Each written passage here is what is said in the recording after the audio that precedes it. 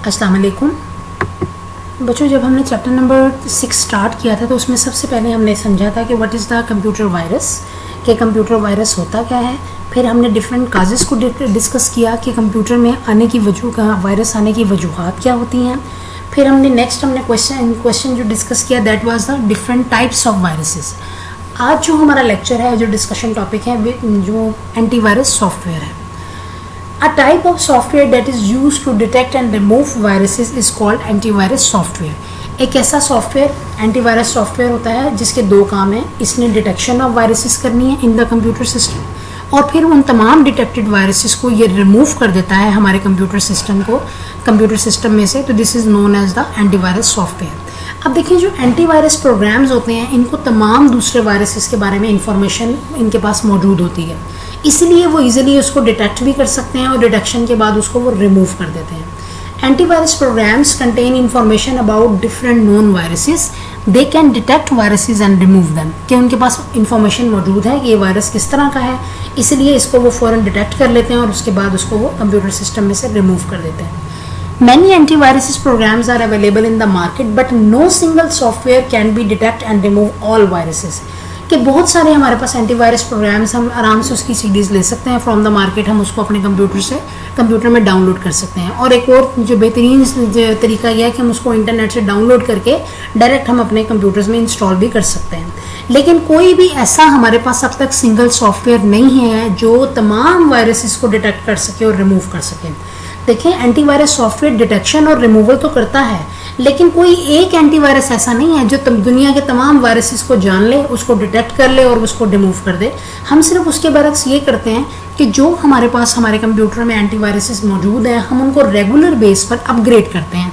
तो जो भी हमारे कंप्यूटर्स में वायरस आएगा, हमारा एंटीवायरस जिसको हम अपग्रेड कर रहे हैं रेगुलर बेस पर, वो इतना पावरफुल हो जाता है कि वो तमाम वायरसेस को हमारे कंप्यूटर के अंदर से डिटेक्ट कर लेता है और फिर उसके बाद उसको वो रिमूव कर देता है। Many new viruses are invented and spread through internet continuously. अब बहुत सारे वायरसेस हैं जो रोज़ बरोज़ जिनकी इन्वेंशंस हो रही हैं और वो फिर क्या कर दिए जाते हैं, वो फिर इंटरनेट पर जो है वो कॉन्टीन्यूसली स्प्रेड कर दिए जाते हैं। Antivirus program are also upgraded continuously to detect these new viruses. इसका सबसे पावरफुल तरीका यह है कि जो एंटीवायरस हमारे कंप्यूटर्स में है, हम उसको रेगुलर बेस पर कॉन्टीन्यूसली हम क्या करें, अपग्रेड करें।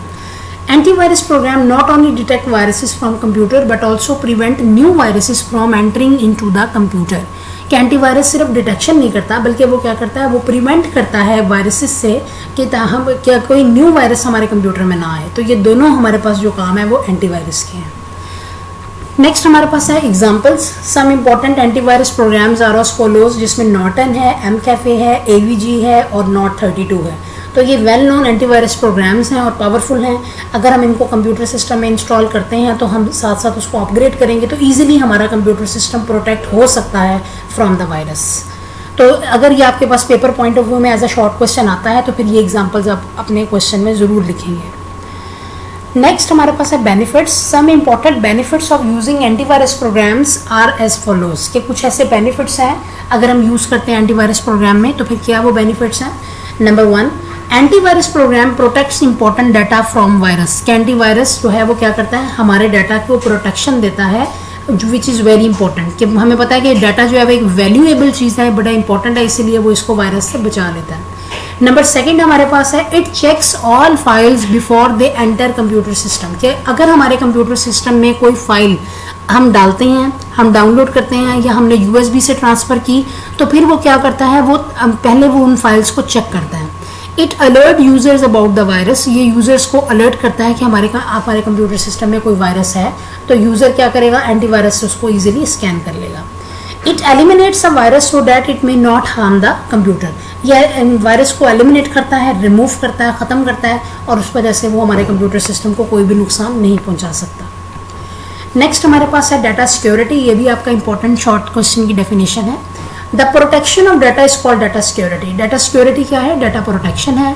Data stored in the computer can be lost due to different reasons. The data can be lost, can damage partially और कम्प्लीटली।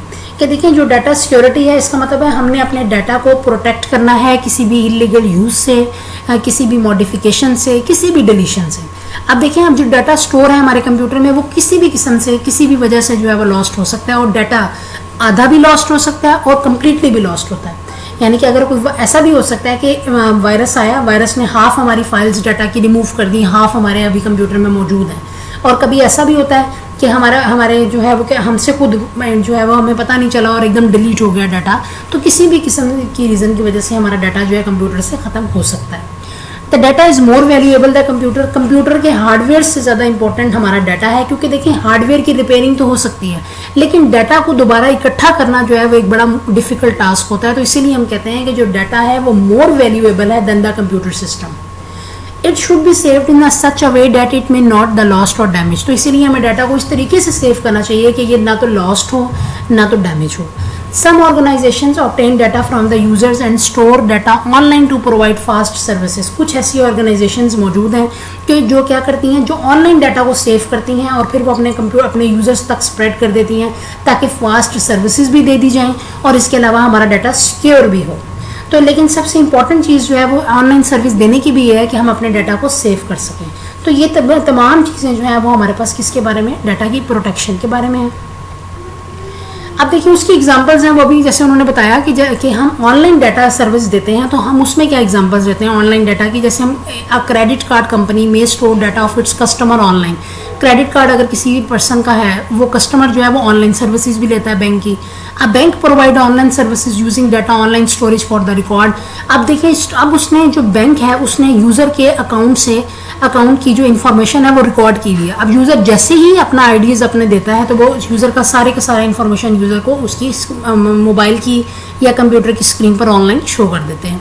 अब यूनिवर्सिटी में provide the facility of online result. और इस तरह यूनिवर्सिटीज़ हैं, डिफरेंट कॉलेजेस होते हैं, वो क्या करते हैं, वो ऑनलाइन रिजल्ट देते हैं। तो ये इस तरह ऑनलाइन सर्विसेज देने का मकसद एक ये भी होता है कि हम अपने डाटा को ज़रा फास्ट तरीके तक अपने कस्टमर तक पहुंचा भी सकते हैं, अपने यूज़र्स तक पहुंचा भी सकते हैं, और इसके साथ साथ हम उसको ईजिली स्टोर भी कर सकते हैं। लेकिन अब क्या होगा, the organisation obtaining the data is responsible for data security. अब देखिए, अगर हम लोगों ने यहाँ पर ऑर्गेनाइजेशन जो है हम उसको डाटा दे रहे हैं, तो फिर इसका मतलब है जो ऑर्गेनाइजेशन है वो रिस्पॉन्सिबल है हमारे डाटा की प्रोटेक्शन की। अगर हमारा डाटा जो है वो डिस्ट्रॉय होता है या उसका कोई भी हमारे पास गलत यूज़ होता है, तो फिर वो ऑर्गेनाइजेशन ही रिस्पॉन्सिबल होती है कि उसने हमारे डाटा की केयर नहीं की। तो that is all about the topic. ये आज का हमारा टॉपिक था जो हमने डिस्कशन कर ली, जिसकी अब नेक्स्ट हम इंशाल्लाह जो आप कल करेंगे, ये आप अच्छी तरह प्रिपेयर कर लेंगे पेपर पॉइंट ऑफ व्यू से। अल्लाह हाफिज़।